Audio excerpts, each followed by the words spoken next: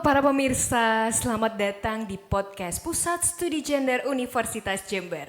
Break the limit, unlock the potential. Bersama saya Raihana Adiba sebagai host yang akan memandu jalannya diskusi. Pada episode podcast kali ini kita akan membahas terkait bagaimana realita dan juga budaya kekerasan yang ada di kampus. Dengan judul, apakah mahasiswa mampu memutus rantai kekerasan di lingkungan kampus? Menelisik realita budaya kekerasan melalui sudut pandang mahasiswa. Lebih dari 77% kekerasan, khususnya kekerasan seksual di kampus, tidak dilaporkan karena korban takut melapor dan khawatir mendapatkan stigma, merasa malu, atau bahkan merasa pesimis bahwa pelaporannya tidak akan dilanjutkan atau tidak akan ditindaklanjuti sebagaimana mestinya. Mayoritas kekerasan di kampus terjadi dalam relasi kuasa yang bervariatif, mulai dari antar mahasiswa dan sivitas akademika lainnya.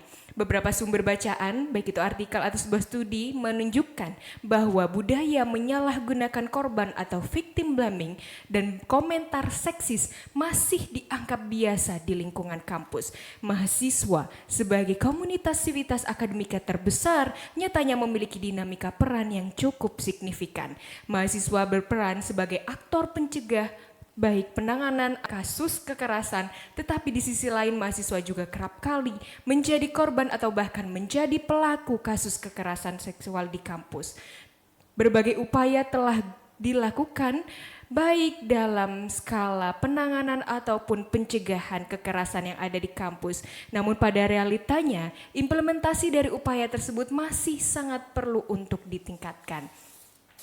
Telah hadir bersama saya dua mahasiswa luar biasa yang menjadi narasumber terkait pembahasan topik pada podcast hari ini. Bersama teman kita Kak Aldina dan Kak Lia. Selamat datang Kak Lia dan Kak Aldina di podcast kita. Halo. Bagaimana kabarnya hari ini untuk Kak Aldina? Alhamdulillah sehat, baik dan juga cukup agak ngantuk ya karena cuaca hari ini mendung gitu. Terus kemarin juga karena habis kegiatan seharian jadi ya sisa-sisa energi kayaknya hari ini. Gitu. Baik, alhamdulillah senang sekali mendengarnya. Untuk Kak Lia sendiri, bagaimana kabarnya pada pagi hari ini? Ya sehat, tapi ya ada pressure juga karena mendekati UAS ya, banyak tugas dan sebagainya. Kegiatan akhir tahun mahasiswa. Iya benar. Baik, Kak Lia dan Kak Aldina ini merupakan mahasiswi yang memiliki concern seputar kekerasan dan juga perempuan nih teman-teman. Kak Lia sendiri pernah memiliki pengalaman magang di Komisi Hak Asasi Manusia Republik Indonesia sebagai asisten audit internal, betul Kak Lia? Dan juga internal legal drafting. Selain itu Kak Lia juga pernah punya pengalaman sebagai magang Pusat Studi Gender Universitas Jember pada tahun 2024 hingga tahun 2025.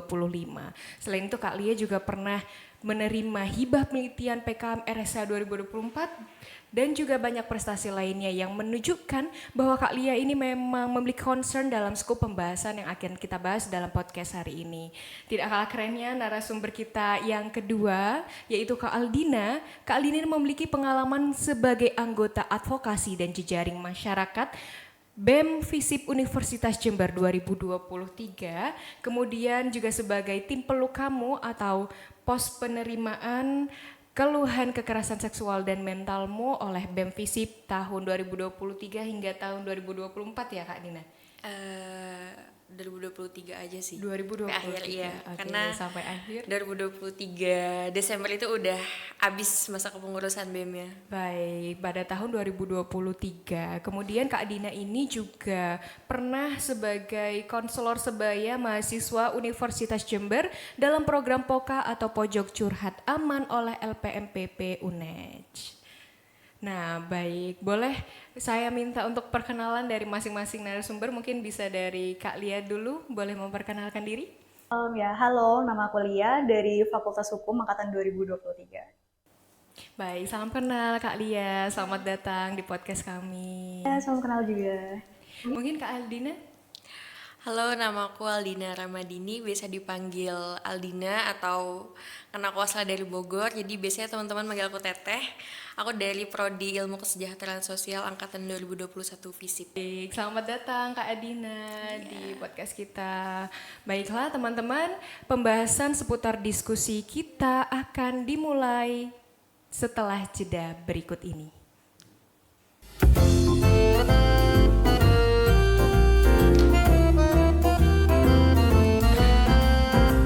Tadi SMP. Baik, kita akan memasuki sesi diskusi utama kita nih teman-teman.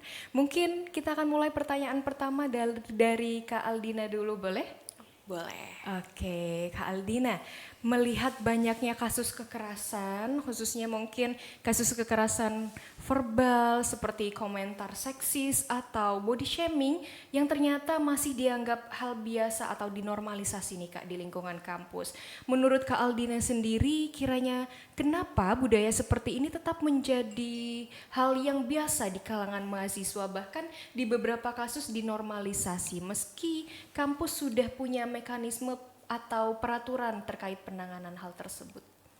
Oke, kalau menurutku mungkin karena pengalamanku pernah menjadi salah satu tim peluk kamu pada tahun 2023 dan mendapatkan cukup banyak klien. Saat itu dari 21 klien, kita itu mempunyai 2 klien yang pelaporannya masuk sebagai kategori pelecehan seksual. Nah, sebenarnya masih ada beberapa juga yang lainnya yang identitasnya tidak kami ketahui saat itu karena ya mereka hanya bertanya menghubungi kontak person saat itu dan tidak menyebutkan identitasnya dari mana atau apapun itu. Dan mungkin kalau kayak seperti tadi komentar seksis ataupun yang lainnya ya di kalangan mahasiswa terutama, entah kenapa menurutku di era sekarang komentar-komentar seperti itu justru dijadikan candaan dan maka dari itu kayak dari bercandaan-bercandaan yang kayak gitu tuh apa ya, mungkin banyak orang masih menganggap itu tuh kayak alah kayak gitu aja masa kamu marah sih, masa kamu tersinggung dan yang lainnya gitu. Jadi itulah kenapa mungkin masih banyaknya kayak bercandaan-candaan yang mengarah ke hal seksis ataupun lainnya itu body shaming dan sebagainya itu di kalangan kita gitu masih dianggap sebuah bercandaan yang ya menganggap itu kayak ya udah nggak usah dimasukin ke hati padahal kadang dari satu kalimat atau satu perkataan aja itu bisa sangat berpengaruh terhadap seseorang yang kita bercandain itu nantinya gitu. Jadi terkait kenapa budaya seperti komentar-komentar atau bercandaan seksis seperti itu masih marak di kalangan mahasiswa karena masih banyak mahasiswa menganggap hal tersebut sebagai hal sepele. Iya, betul. Hal-hal yang dirasa sepele itu karena banyak yang menormalisasi ya Kak ya. Dan mungkin tindakan tersebut juga karena rendahnya kesadaran atau awareness dari mahasiswa seputar bercandaan yang ternyata itu mengarah ke hal seksis dan body shaming Iya, seperti itu betul. ya, Kak, ya. Baik, mungkin kita akan beralih ke Kak Lia dengan pertanyaan kedua. Seperti yang kita tahu, budaya patriarki dalam relasi mahasiswa atau antar sivitas akademika di kampus ini seperti senior dengan junior atau relasi kuasa lainnya ini dianggap sebagai akar kekerasan nih Kak Lia. Mungkin dalam konteks kampus, bagaimana kiranya patriarki ini bisa masih bekerja sehingga mahasiswa mungkin sulit menegur, menolak, atau melapor perilaku yang tidak pantas? Ya, kalau terkait hal ini itu yang perlu kita garis bawah itu adanya gap kekuasaan. Nah, ada gap kekuasaan itu tadi kayak semisal dosen dengan mahasiswa, senior dengan junior itu membuat kalau kita boleh bicara strata di bawahnya itu rasa tertekan dengan yang lebih tinggi. Jadi untuk mereka mau menolak, mau melapor atau dan sebagainya itu mereka takut. Takut kenapa? Misal kalau mahasiswa takut nilainya dikecilkan atau gimana gitu ya, dikeluarkan atau yang paling buruk Sebentar. Yang paling buruk misal ya, terjadi suatu kekerasan yang dialami oleh mahasiswa dan pelakunya itu tenaga pendidik ataupun sivitas akademika gitu, em, mereka mungkin merasa tidak didengar. Makanya itu gap antara kekuasaan ini sangat berpengaruh ya untuk korban melaporkan apa yang mereka rasakan ke pihak yang seperti satgas atau dan sebagainya gitu.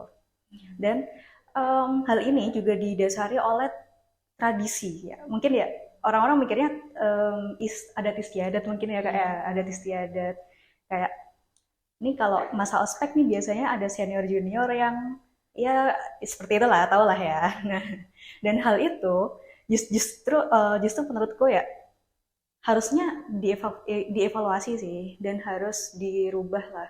Karena menurutku pribadi hal-hal kayak senior junior itu terlalu kuno lah untuk in this generation gitu.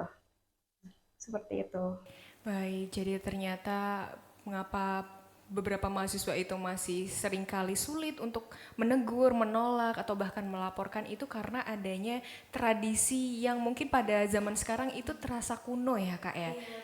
Jadi terkait adanya senioritas antar mahasiswa, kemudian ada gap kekuasaan apabila itu terkait relasi dari mahasiswa dan juga dosen, begitu ya Kak Lia.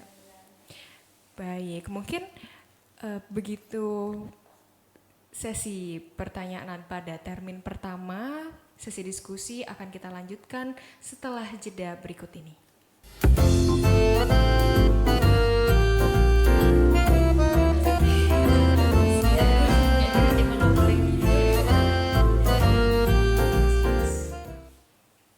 Baik, pemirsa, kita akan lanjutkan sesi diskusi kita pada termin kedua. Mungkin kali ini saya akan mulai dengan Kak Lia terlebih dahulu ya, Kak Lia.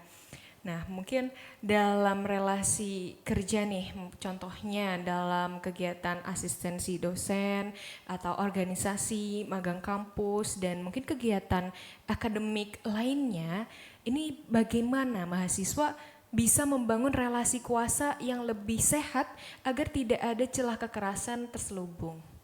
Oke, baik. Sebenarnya ya, kalau kita bahas tentang kekerasan itu nggak bisa kita selesaikan dari satu pihak aja. Karena dulu pernah diskusi bareng Bu Linda juga, masalah kekerasan ini itu sistemik ya. Jadi satu pihak aja yang bekerja itu tidak bisa. Misal mahasiswa aja yang mau kekerasan ini berhenti dengan cara bersuara atau membuat gerakan-gerakan seperti podcast seperti ini, itu nggak bisa juga.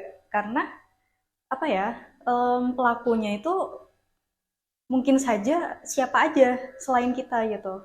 Jadi dengan itu perlu sistematika yang harus bisa menaungi kayak misal mahasiswa nih membuat relasi yang sehat. Kemudian dosen juga sesuai dengan batasannya aja gitu. Terus ketiga ada lembaga-lembaga yang berwenang kayak UC, apa LPMPP dan sebagainya gitu. Nah, dari sistem-sistem itu tadi, pastinya ada bagaimana cara pencegahan, bagaimana cara penanganan kekerasan yang ada di kampus itu bisa lebih baik lah dan bisa menurunkan angka kekerasan yang ada di kampus. Baik, jadi ternyata seputar kekerasan itu sistemik ya sifatnya Kak Lia. Jadi untuk kegiatan atau tindakan pencegahan itu seharusnya bisa tidak hanya datang dari mahasiswa saja, tapi juga sivitas akademika yang terkait di dalamnya. Karena kasus kekerasan ternyata tidak bisa diselesaikan melalui satu pihak saja ya Kak Lia. Benar, semua pihak itu harus berkomitmen satu sama lain untuk menghapus kekerasan yang ada di lingkungan sekitar kita. Gitu. Baik, mungkin tadi Kak Lia juga sedikit menyampaikan bahwa pentingnya batasan ya Kak Lia. Baik, mungkin kita akan berlanjut ke pertanyaan kedua ke Kak Aldina. Nah, Kak Aldina, korban ini seringkali tidak berani speak up nih Kak. Meski ada lembaga atau satuan tugas yang menangani hal tersebut di kampus kita ini. Menurut Kak Aldina, apa aspek budaya kampus yang sebenarnya belum berubah sehingga korban merasa tidak aman bahkan untuk melaporkan? Kita kan sebagai mahasiswa seharusnya Hmm, mungkin sekedar mengetahui informasinya, bagaimana update dari kasus tersebut, bagaimana tindak lanjut atau sanksi yang diberikan oleh institusi gitu kan. Dan kita sebagai mahasiswa juga biar merasa oh jadi seperti ini ya tindakan dari institusi ataupun dari pihak-pihak terkait dalam menangani kasus kekerasan, sehingga kita pun yang ya semoga aja tidak pernah mengalami kekerasan di lingkungan kampus ataupun lingkungan luar, jadi bisa mendapatkan rasa aman gitu. Kalaupun nanti suatu saat ya jangan sampai tapi ya kita mengalami kekerasan, jadi kan kita tahu harus bagaimana gitu, apa yang harus kita lakukan dan kita harus melaporkan kepada siapa gitu. Jadi mungkin terkait lambatnya penanganan ini terkait langkah atau mekanisme seperti itu, kemudian waktu dan juga komitmen-komitmen dari lembaga sebagai pelaksana dan Iya. penanganan kasus seperti itu ya Kak ya. Betul. Mungkin pertanyaan yang sama untuk Kak Lia. Kalau menurut Kak Lia sendiri, apa aspek budaya kampus yang sebenarnya belum berubah sehingga korban itu masih merasa tidak aman? Iya, yang sudah kita singgung tadi ya, kayak budaya patriarki, senioritas, terus gap kekuasaan. Nah, hal-hal itu masih mengakar kuat ya di lingkungan kita gitu. Apalagi penanganan dan pencegahannya itu seperti yang udah Kak Aldina jelaskan, kurangnya ke transparansi dari pihak yang harusnya menangani, terus kemudian sanksi yang kurang tegas kepada pelaku ya, yang mengakibatkan budaya-budaya seperti ini ya sering diremehkan gitu. Mendikbud itu baik yang baru maupun yang lama itu memang Satgas dan kampus hanya bisa memberikan sanksi administratif kayak sanksi administratif ringan, sedang maupun yang berat. Nah, yang ringan itu misal peringatan. Kalau yang sedang itu misal skorsing ataupun penundaan kuliah selama 1 semester. Kalau yang berat mungkin DO gitu ya, itu aja sih. Mungkin kita akan berlanjut ke pertanyaan selanjutnya, kita akan beralih ke Kak Aldina lagi nih, Kak Aldina. Mungkin seperti yang kita tahu banyak lembaga ataupun organisasi mahasiswa yang sudah membuat kampanye soal kekerasan berbasis gender ataupun KBG, tapi dampaknya seringkali tidak berkelanjutan. Seperti itu Kak Dina. Jadi sekiranya strategi apa yang menurut Kak Dina ini bisa buat gerakan mahasiswa itu lebih konsisten atau mampu mengubah budaya kampus dalam jangka panjang? Mungkin konteksnya dalam pertanyaan ini adalah mahasiswa dalam lingkup kolektif seperti itu Kak Dina. Aku juga pernah mengalami kekerasan dan aku sebagai penyintas itu selama bertahun-tahun tidak diberikan ruang untuk mengekspresikan emosi aku saat itu. Jadi hal itu di masa depan tuh akan berdampak dan berdampaknya kepada psikis seseorang gitu. Jadi ya itu strateginya ya berusaha untuk mungkin kita bisa mendengarkan dan mungkin lebih care terhadap sekitar kita. Itu aja sih yang paling minimal ya. Baik, mungkin strategi yang bisa dilakukan mahasiswa supaya lebih konsisten dan mungkin perlahan-lahan bisa mengubah budaya di kampus ini, yang pertama bisa meningkatkan awareness atau kepekaan di lingkungan sekitar ya Kak Dina. Iya. Mungkin usaha yang kedua juga bisa untuk lebih mendengarkan, mungkin teman-teman ada yang bercerita atau membagikan kisahnya tanpa judge, tanpa menilai atau Betul. memberikan pandangan yang tidak mengenakan seperti itu ya Kak Iya. Dina ya. Mungkin kita akan beralih ke Kak Lia dengan pertanyaan yang sama Kak Lia. Kiranya strategi apa yang menurut Kak Lia yang bisa buat gerakan mahasiswa ini lebih konsisten dan mungkin mampu mengubah budaya kampus ini dalam jangka panjang? Ya, kalau menurutku karena kita sekarang udah ada di zaman digital ya, kita manfaatkan itu sosial media untuk menyebarkan informasi-informasi, terus melakukan podcast seperti ini bagus banget sih gitu. Kan perlu konsistensi aja ya. Zaman sekarang kan orang-orang Iya. dengerin podcast Iya. sambil makan atau sebelum Benar. tidur, Iya, makanya itu. Kayak hal-hal seperti ini tuh perlu banget tuh sebenarnya. Cuma ya harus konsisten dan disebarluaskan aja sih gitu. Jadi ternyata media sosial ini punya potensi yang besar dalam mewujudkan budaya anti kekerasan di lingkungan mahasiswa saat ini ya Kak. Jadi mungkin teman-teman bisa memulai langkahnya dengan tindakan-tindakan sederhana, mulai dari mungkin likes, kemudian repost di story ataupun repost di postingan seperti itu Kak ya. Dan mulai menyuarakan terkait seputar kasus kekerasan dan dalam membentuk budaya anti kekerasan di kampus ini sendiri. Baik, pertanyaan diskusi selanjutnya akan kita bahas, tapi setelah jeda berikut ini.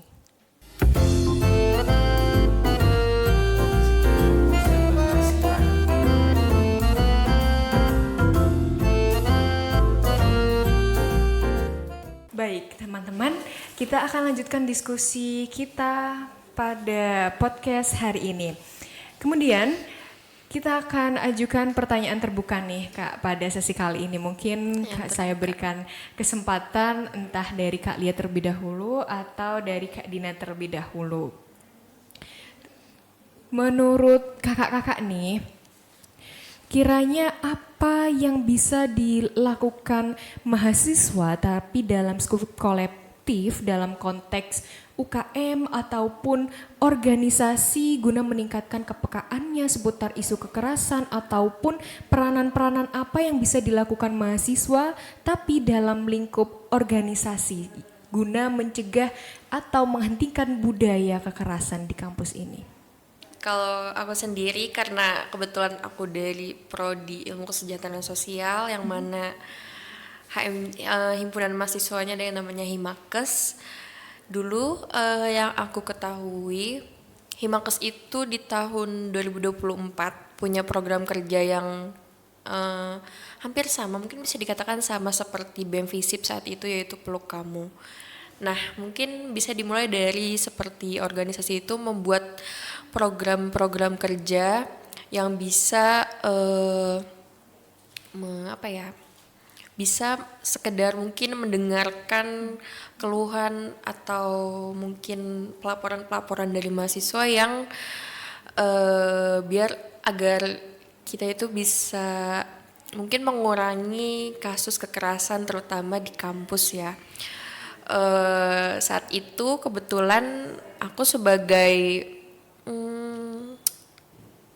tahun pertama waktu itu di BEM yang membuat program namanya Peluk Kamu itu tadi pos penerimaan keluhan kekerasan seksual dan mentalmu, dan jujur ya saat itu target kita tuh hanya mungkin sekitar kurang dari 10 orang untuk bisa mendapatkan klien, dan karena saat itu Departemen Advokasi dan Jejaring Masyarakat sendiri berada di bawah bidang kemahasiswaan, jadi kita itu targetnya nggak hanya mahasiswa tapi juga masyarakat di luar. Tapi pada kenyataannya ternyata yang melaporkan atau yang mengakses link kita itu hampir semuanya mahasiswa dari UNEJ, dan dari bahkan dari target awalnya 7 ternyata membludak nih 21, dan dari hal itu kan kita bisa melihat bahwa ternyata masih sangat banyak orang yang membutuhkan mungkin akses-akses seperti itu yang masih sangat perlu untuk dijalankan ya. Dan Peluk Kamu sendiri itu berlanjut sampai tahun 2024, dan sayangnya di periode BEM kali ini programnya sudah tidak ada, bahkan departemennya pun sudah dihapuskan entah mengapa gitu. Jadi kan itu merupakan suatu hal yang sangat disayangkan ya, mengapa menurutku program yang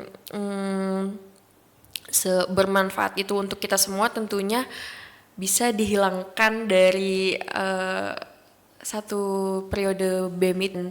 Dulu aku juga pernah mengadakan talk show tentang yang temanya tentang kekerasan seksual dan juga tentang kesehatan mental, karena kekerasan seksual dan kesehatan mental itu merupakan dua hal yang tidak bisa terpisahkan menurutku, dimana orang-orang yang pernah mengalami pelecehan atau kekerasan seksual itu pasti berdampak ke kesehatan mentalnya, entah dalam jangka pendek ataupun dalam jangka panjang gitu. Jadi ya dari program-program itu sih yang perlu untuk mungkin perlu untuk lebih banyak disosialisasikan di media sosial, apalagi di zaman sekarang kan kita banyak banget teman-teman yang nontonnya tuh TikTok gitu kan, dari atau mungkin dari video Instagram Reels gitu, dan juga seperti sekarang podcast dan lain sebagainya. Dari program-program seperti itu sih yang sekiranya mahasiswa itu bisa apa ya, tertarik untuk melihat konten-konten atau kayak hal tersebut, kayak kekerasan tuh seperti apa sih gitu. Apakah misal dari komentar-komentar seksis seperti itu apakah termasuk kekerasan atau enggak. Kadang kan dari kita sendiri tuh masih bingung itu tuh apakah bentuk kekerasan atau bukan gitu kan. Jadi mungkin ya dari program-program kerja itu yang perlu biar orang-orang tuh tahu kayak kekerasan tuh seperti ini loh gitu. Ketika kamu mengalami kekerasan tuh hal yang harus kamu lakukan itu yang pertama kesini atau yang lainnya gitu.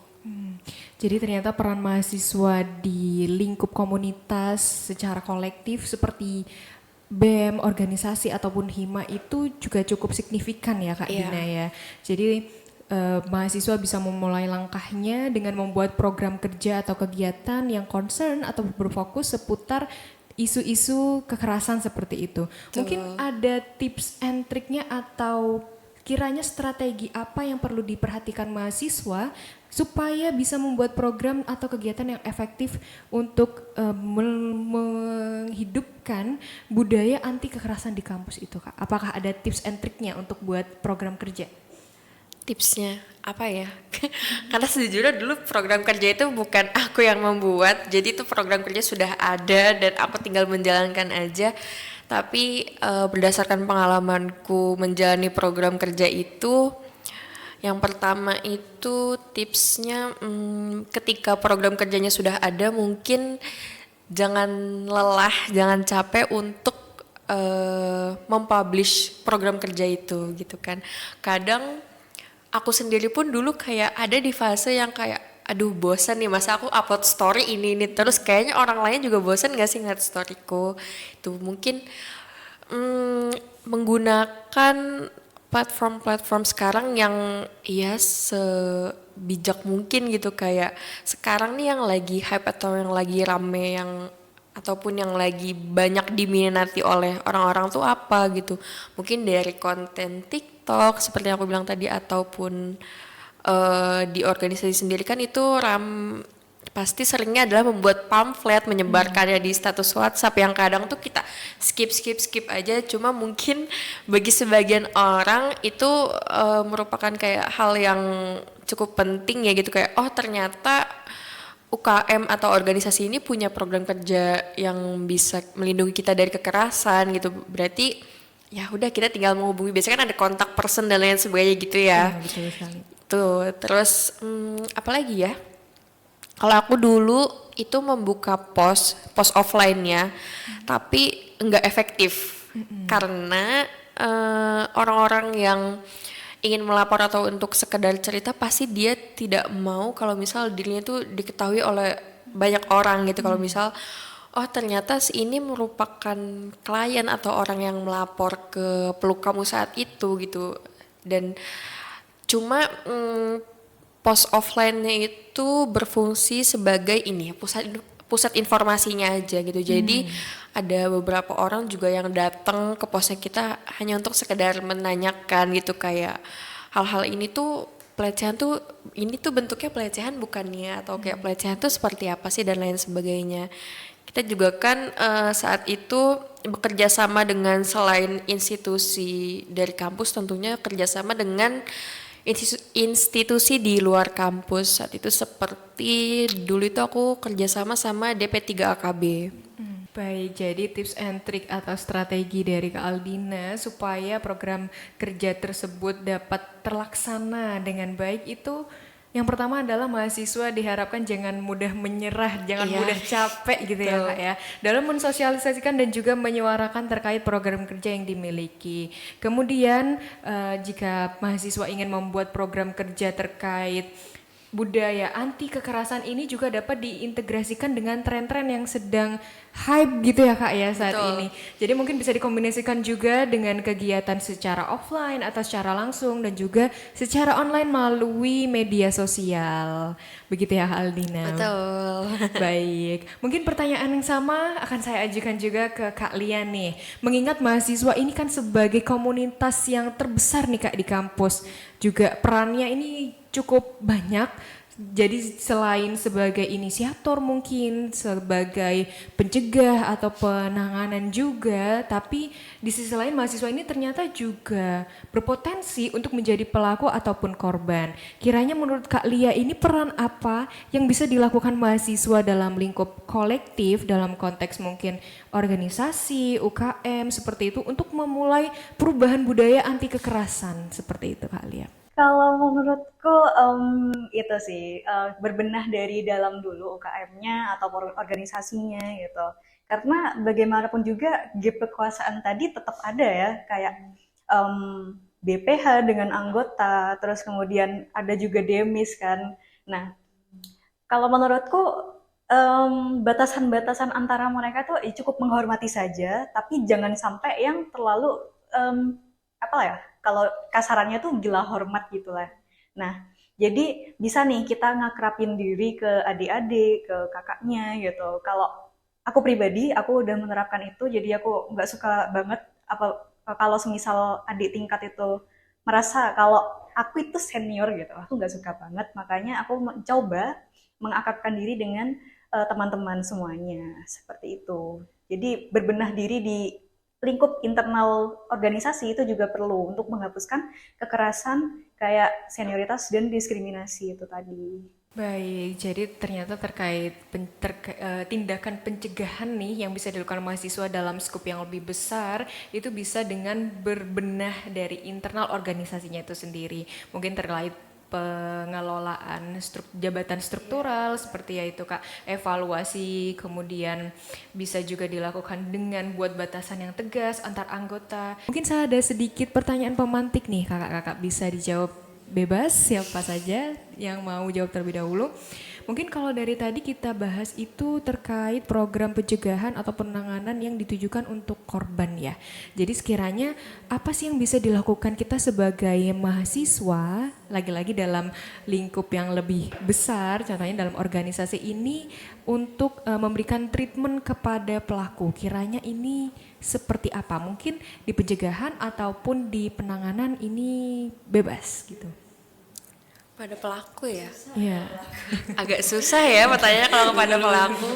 Karena mungkin kita perlu membahas juga dari dua sisi nih, karena dari Iya. tadi sudah banyak mungkin tips and trick dan juga strategi yang sudah dibagikan oleh kakak-kakak terkait dengan bagaimana sih upaya pencegahan yang bisa dilakukan mahasiswa dalam lingkup organisasi, kemudian di penanganan juga sudah itu tips yang sangat bagus menurut saya seperti itu.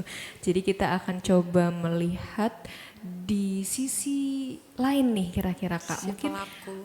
ya dari sisi pelaku ini kiranya mau diberikan treatment yang seperti apa kalau dari sisi organisasi?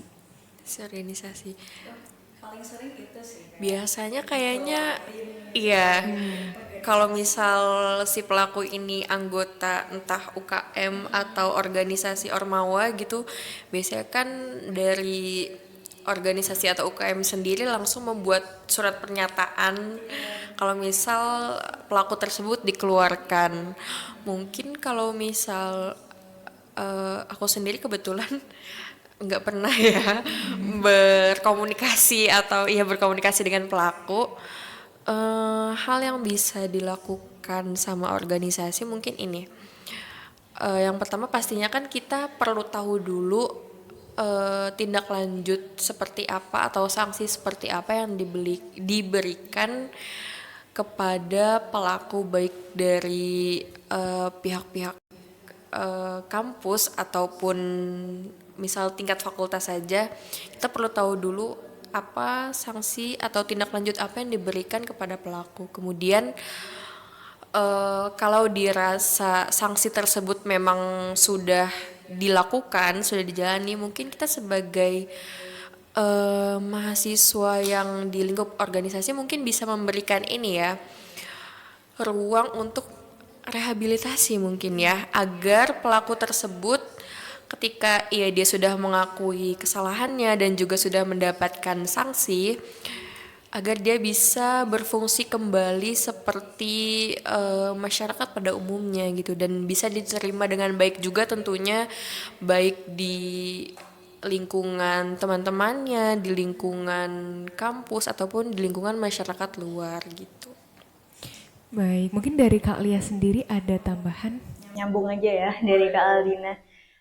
Yang pastinya kalau semisal kita join di organisasi ini, itu pasti kita bawa juga kode etik dari organisasi tersebut. Nah, makanya itu dari organisasi itu juga perlu benar tadi tanya dulu, ini tindak lanjut kasusnya tuh seperti apa? Apakah sanksinya ini sudah terlaksana atau belum? Nah, dari situ organisasi itu bisa melakukan tindakan, misal pertanggungjawabannya kita tanyain dia tuh kenapa melakukan itu. Terus apa ya, bener sih kita harus kasih ruang, kasih kesempatan kedua lah ya intinya buat si pelaku ini untuk memperbaiki dirinya. Nah, tapi dengan catatan juga harus melindungi korban agar korban itu merasa aman dengan kehadiran pelaku ini yang mau merubah dirinya seperti itu. Jadi pertanggungjawaban di organisasi itu juga diperlukan. Kalau semisal tindakan yang dilakukan oleh pelaku ini emang benar-benar udah kelewatan gitu ya, ya bisa tuh tadi dikeluarkan dari organisasi gitu. Baik, mungkin treatment terkait peran apa yang bisa dilakukan mahasiswa sebagai representasi organisasi seperti itu dalam pemberian treatment kepada pelaku ini. Yang pertama bisa dilakukan dengan penggalian kasus ini secara serius seperti itu Kak ya. Jadi peran anggota ini, peran organisasi ini secara serius hadir dalam penggalian fakta yang terjadi dalam kasus apabila terjadi sebuah kasus seperti itu ya Kak ya. Kemudian juga terdapat tindakan atau pengambilan sanksi tegas apabila ditemukan bukti adanya tindak kekerasan oleh anggotanya seperti itu atau yang terkait dengan organisasi tersebut. Dan mungkin tadi ada juga diberikan tips terkait upaya rehabilitasi untuk pelaku supaya mungkin ia diharapkan untuk bisa jadi lebih baik seperti itu ya Kak, dan juga bisa reintegrasi terhadap lingkungan sosialnya. Dan di akhir dari Kak Lia tadi juga ada tips terkait membuat pertanggungjawaban secara transparan mungkin ya Kak yang bisa dilakukan organisasi kepada lingkungannya. Baik, kita akan lanjutkan sesi kita tapi setelah jeda berikut ini.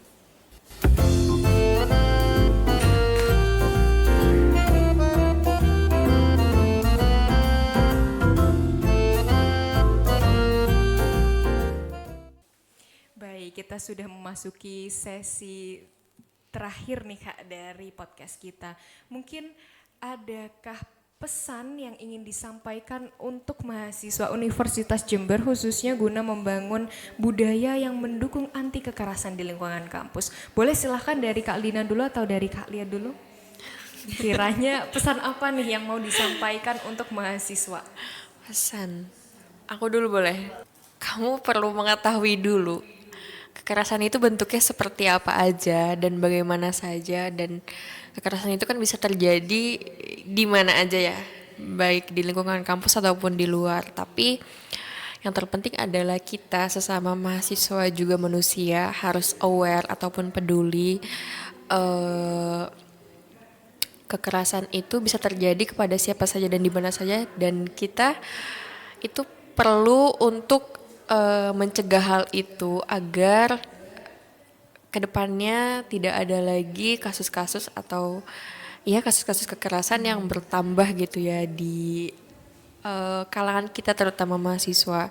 Dan yang kedua, jangan menganggap kekerasan itu sebagai bentuk candaan gitu, karena it's not funny gitu, itu nggak lucu guys gitu, itu bukan sesuatu yang untuk ditertawakan ataupun yang lainnya seperti itu. Yang ketiga ya, kita perlu untuk mendengarkan teman-teman yang pernah ataupun sedang mengalami kekerasan dan ya pokoknya dengerin aja ceritanya gitu kan, karena mereka juga butuh untuk didengarkan dan butuh ruang aman agar mereka bisa melanjutkan hidupnya seperti sebelum-sebelumnya, seperti saat mereka mengalami kekerasan itu. Karena ya kita semua kan mau kehidupan di masa depan yang lebih baik tentunya kan. Jadi ya belajarlah untuk peduli kepada sekeliling kalian gitu.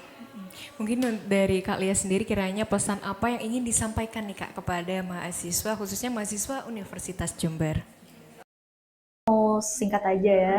Jadi ayo kita sama-sama berkomitmen untuk untuk tidak melakukan kekerasan baik itu di lingkungan kampus ataupun di luar kampus agar ya kita semua merasa aman ya gitu. Ya, jangan diam dan temani korban. Baik, terima kasih atas pesannya Kak Aldina dan juga Kak Lia. Jadi mungkin bisa saya simpulkan sedikit bahwa kita sebagai mahasiswa ini juga bisa nih teman-teman untuk menggunakan akses atau privilege kita sebagai mahasiswa dengan sebijak mungkin seperti itu ya Kak ya. Mungkin yang pertama dengan meningkatkan kesadaran dan kepedulian kita terhadap sekitar bisa kita lakukan juga dengan banyak-banyak membaca atau banyak-banyak mengikuti seputar kasus kekerasan seperti itu ya Kak ya. Kemudian juga jangan anggap kekerasan ini sebagai suatu hal yang sepele atau bercandaan. Yang ketiga, kita bisa mulai jadi pendengar yang baik di lingkungan kita berdasarkan tadi tingkat kesadaran dan juga tingkat kepedulian. Mungkin kita juga bisa memperbanyak bacaan, pengetahuan seputar kasus-kasus atau seputar kekerasan. Dan juga yang terakhir ada pesan nih dari narasumber kita bahwa ayo kita sama-sama berkomitmen untuk tidak melakukan tindak kekerasan gitu ya Kak ya. Jadi banyak sekali nih yang bisa dilakukan mahasiswa guna mencegah adanya atau memutus adanya budaya kekerasan di lingkungan kampus. Baiklah pemirsa, demikian pembahasan kita seputar realita dan budaya kasus kekerasan di lingkungan kampus Universitas Jember. Saya ucapkan terima kasih banyak kepada narasumber kita yang luar biasa sudah meluangkan waktunya untuk hadir di podcast ini dan berdiskusi bersama kita semua. Baik, sampai jumpa di episode lainnya dalam podcast Pusat Studi Gender Universitas Jember. Break the limit, unlock the potential. Terima kasih, saya Raihana Adiba pamit undur diri dan sampai jumpa.